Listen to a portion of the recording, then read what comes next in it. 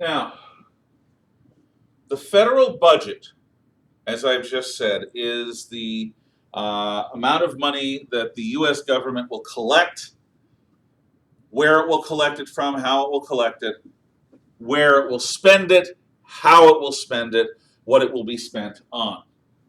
Now, in the case of the federal budget, the president does have a role. The president proposes, the Congress disposes. The president proposes a budget.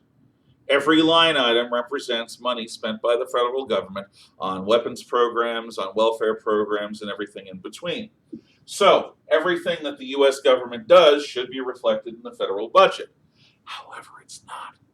For example, if you're going to build a secret military program, you don't want to have the description of the secret military program in the federal budget, which is public knowledge, because the enemy of your country will learn about it. So instead, what you do is you buy a coffee maker to be used in a high altitude bomber that costs $15,000. Or you buy a toilet system for that same bomber that costs $25,000 just for the toilet seat. Nobody has a $15,000 coffee maker or a $25,000 toilet seat. In fact, what the money was used on in the 1980s was the stealth program, which was designed to create aircraft and ships that had reduced radar signatures to make them harder to spot by the enemies of our country in war. So for a while, it seemed like, what's the military doing, spending $15,000 on a coffee maker and $25,000 on a toilet seat? What are they, stupid? Do they think we're stupid? This is our money. In fact, they were developing the stealth program, and that was sort of a misdirection. But in general terms, the federal budget reflects what the government spends. Now, the president makes his proposal.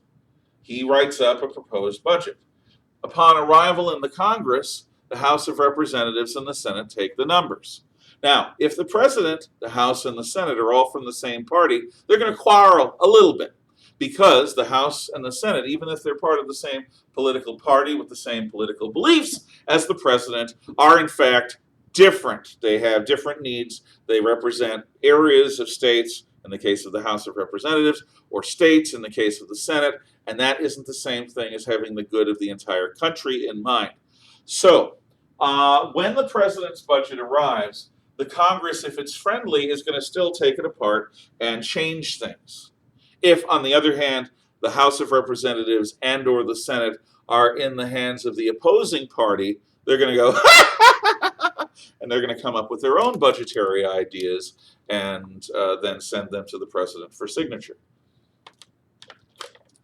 Usually, it's the art of compromise, which is what Montesquieu and the Romans wanted. They didn't want any one person or any one group to have total power. So it's all about compromise. It's all about influence. The president proposes, the Congress disposes.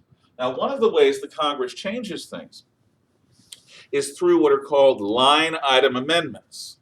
For example, in the most recent wrangle over funding for the Communist Party virus or the Chinese flu or the coronavirus or COVID-19, whichever you want to call it, there were insistences on the part of, in this case, Democrats, to add to it $25 million of funding, for example, to the Kennedy Foundation, which is a foundation that lionizes the former Democrat American President John F. Kennedy, who was assassinated in 1963. But does the Kennedy Foundation, which is basically a library, archive, and a museum, have anything to do with fighting coronavirus? But they got it. They insisted on it, and because they controlled the House of Representatives, they got it as a line item that was added to. Now, some governors have what's called a line item veto.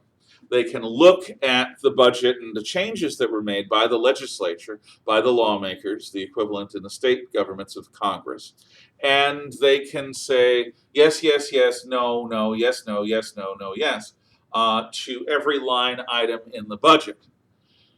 A lot of state governors have that power, and they use that power. A lot of people have suggested that the president get that kind of power, but the argument has always been you don't want the president to have so much power that Congress becomes irrelevant. Congress should have dominance over the actual budget. The president should have a lesser role. The president proposes, the Congress disposes in the case of budgetary matters. So the president of the United States has no line item veto. Now, in recent times, instead of having a federal budget that was approved in time during the 2010 to 2015 period, say, there were a lot of times when the federal budget was not approved because the president and Congress couldn't get along. President Obama and a Republican Congress after 2010 would not agree. So instead, what happened were a series of emergency funding measures to keep the government going, but it didn't have the same formal deliberation that a federal budgetary process should have. That process, I don't think, has continued into the presidency of President Trump, but it was sort of a sign of crisis when both sides could not come together and craft a budget through compromise. They were too busy, both sides, Republicans and Democrats, arguing their position and getting ready for the next election. Federal budgetary matters. Next time, we'll talk about presidential succession.